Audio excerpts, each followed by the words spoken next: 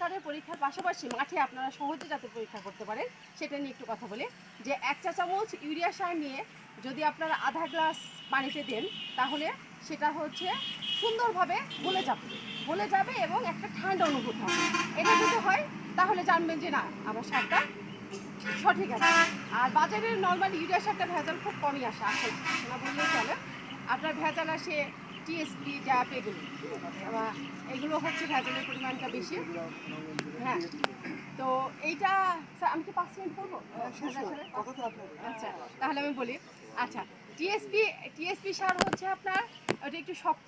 তো ওটা যদি আপনার একটু মানে শক্ত বলতে মাঝারি টাইপের শক্ত, অতিরিক্ত শক্ত না। যেটা দেখা যাচ্ছে কি আপনার বেশি শক্ত, মানে একটু চাপ দিবেন, 2 আঙুল দিয়ে চাপ দিলে যদি খুব সহজে ভেঙে যায় এবং হচ্ছে ওর ভিতরে দেখবেন যে ভেঙে ওর ভিতরে মাটি টাটি আছে, সেটা ভেজাল। আবার অতিরিক্ত শক্ত হয় যেটা একদম কনক্রিটের মতো, ওটা দেখা যাচ্ছে কি সিমেন্ট দিয়ে ভেজাল বানানো। হ্যাঁ, ওটা দেখা যাচ্ছে যে বেশি শক্ত।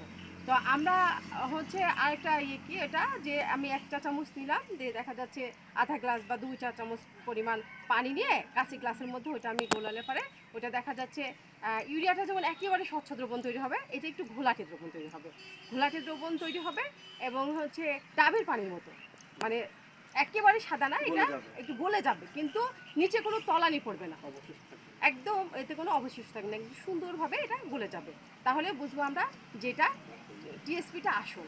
আর ডিএপি সারেও আপনার হচ্ছে নাইট্রোজেন থাকে, ওইটা হচ্ছে আপনি যদি একটা কাগজের উপর, সাদা কাগজের উপর 5 মিনিট 10 মিনিট রেখে দেন তাহলে ওটা ভিজে যাবে।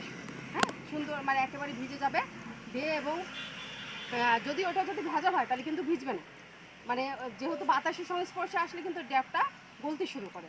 আরেকটা কি এটাও ওরকম যে আপনি একটা গ্লাসের ভিতরে নিলেন, 1 চামচ দিলেন, ওটা সুন্দরভাবে গলে যাবে, তলানি পড়বে না।